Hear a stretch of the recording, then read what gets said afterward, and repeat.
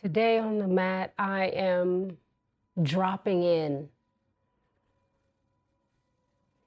to take an intentional pause, an intentional breath,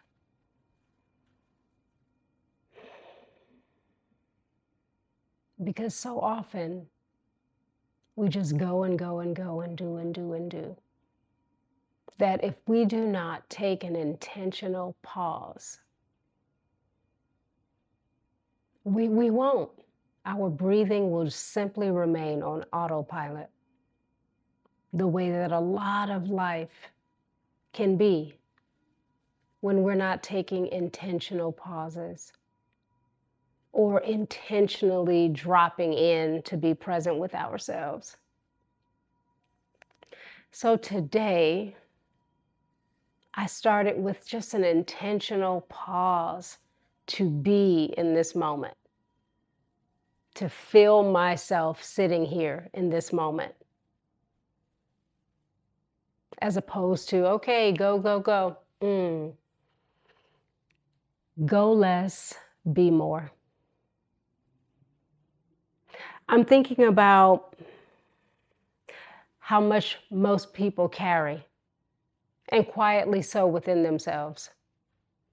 All of the thoughts, feelings, ideas, hardships, celebrations, it's just sort of kept closed. And I'm curious to know whether or not you have someone with whom you're able to openly share, like all aspects of yourself.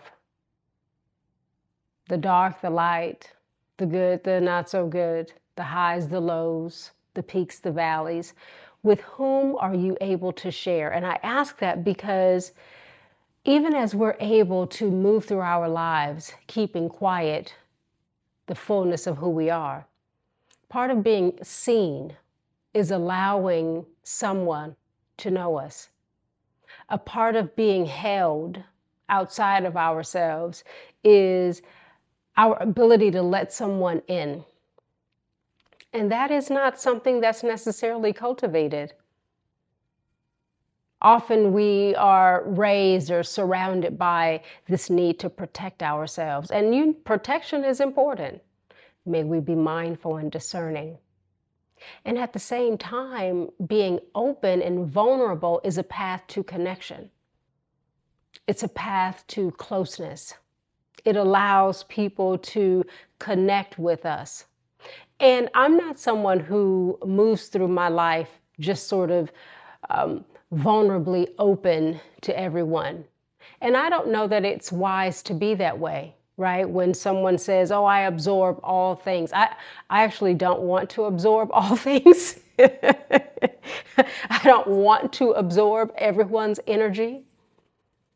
And at the same time, I have learned how to practice being open in that vulnerable way to a select few. It's not about how many people we open up to. We don't need a whole bunch of people because that's a different type of just exposure. I'll call it exposure. That's a different type of exposure. We don't need an entourage because how close are we truly going to be to a multitude of people? But if we have a select few or a select one, I'm more inclined toward the one. I've kind of branched out a smidge to include maybe two more. But how open are we to having someone know us? And in that way, they're able to support us, to show up for us, to understand who we are, how we think, how we navigate our lives. But when we keep closed, all of those things, maybe because we feel we don't want to overwhelm, we don't want to be a burden, no one understands. Oh, I don't want to sound like a broken record. I don't want to be perceived as weak and incapable. So I'm just going to do it myself. I'm just going to think these thoughts and not share them. We close ourselves off to sort of the vastness of life and the magic that can come our way. Because if there's no door to entry, then how do we receive? And a part of receiving is the coming and the going, right? The ebbing and the flowing, the giving and the taking. Oftentimes, people who keep closed and quiet are people who give a lot. They're there for others, and I know that well for myself. Very much able to be there for others. And not always feeling as if people can hold being there for me.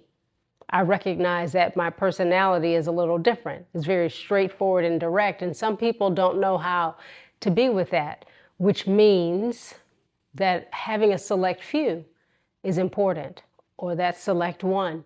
We only need to be understood by two people, ourselves and one other. And even that other is simply to reflect back, to be a sounding board, to be a friend, to be a connection, a touch tone, someone we can turn toward. Because being alone in all aspects of the word is very isolating.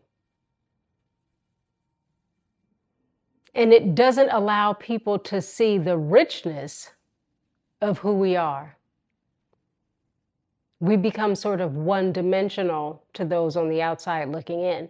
And not that everyone's opinion is important. That isn't so. And we want to be seen. And so we need to allow someone to see us. So today on the mat, I'm curious to know how open you are to being seen. And who you're able to share with, so that you can be held, sustained, and carried, so that you can actually be poured into, instead of always being the one who pours into, right? You get to be held instead of always being the one who holds. And always is a little big word, so I'm using it with that understanding and awareness. Often the one pouring into, often the one holding another. How are you being held? How are you being poured into?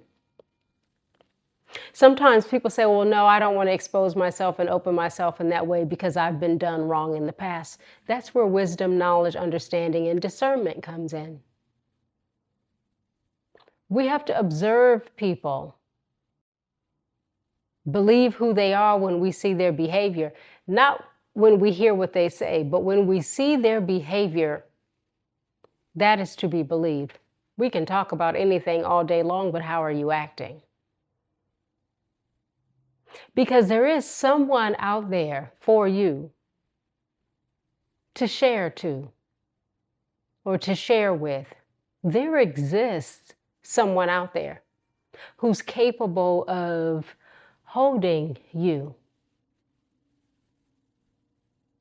We're not special in that way where no one can be there for us. It's not true. It may be difficult to expose yourself. It may, cause you a little fear.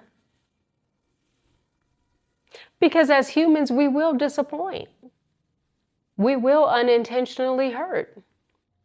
We will have those feelings and emotions, but it doesn't mean that we need to throw in the towel. We may need to talk, clarify, seek to understand and to be understood. That's true. But being able to ride the waves, the ups and downs with someone with whom you can share is important, because life isn't linear. There are many paths and angles, turns and back steps and forward motion. There are many things. But if we keep quiet to ourselves, the fullness of who we are, then we're not accessing truly the fullness of who we are. Having someone in your corner is important. Someone who truly values you, respects you, appreciates you, and wants to know about you. That's important. Because you do not exist in a vacuum. I do not exist in a vacuum. We're constantly interrelating. Whether we want to or not, we're constantly interrelating. We're constantly bumping against the elbows and energy of other people. And so having someone with whom we can share is important to our growth, development, to have an ability to reflect, Because feedback, someone who cares about you will give you feedback. They will say, I can see how you would see it that way, and let me share some sights of my own, right? That helps us grow when we're open. And that's why trust is important. We choose wisely the people or person with whom we share deeply, so that we can trust the way of their words, trust the way of their pointing, because they want to see us win in life, succeed in life, be well in life, be with joy in life. They want to see us bloom. When we're afraid to open ourselves up in that way, to be vulnerable in that way, we miss many opportunities. Thinking that we have to just be alone, thinking that no one will ever get it. Sometimes we have to think those thoughts and then still proceed. Life is a practice. But to throw in the towel is almost to say that maybe some aspect of you isn't worthy of having someone there for you. And you are worthy. And it's okay to not be the only one in your corner. So today on the mat, I want to encourage you to look around your life and see who else might be in your corner. Truly. Not based on their words, but based on what you observe. And if you haven't already, begin taking steps to share more and more about who you are, so that you can have footprints in your life, a record of your existence in this way, so that you can have someone whose hand you might be able to hold as you journey something difficult, navigating disappointment, illness, loss, joys, happiness, celebrations, all of the things. May you not have to carry yourself alone, but may you practice cultivating deep connection so that you might be seen and known not only to yourself, but to another. We all need someone, even if we don't think we do. You do not exist in a vacuum, nor I. So may we find that other person or the select few who can join us in walking forward. Life has an end point. Our individual human lives have an end point. And it's nice when you can share the journey toward that end with someone you trust. Vulnerably so. It's a gift not only to the other, but deeply to ourselves. May we have that.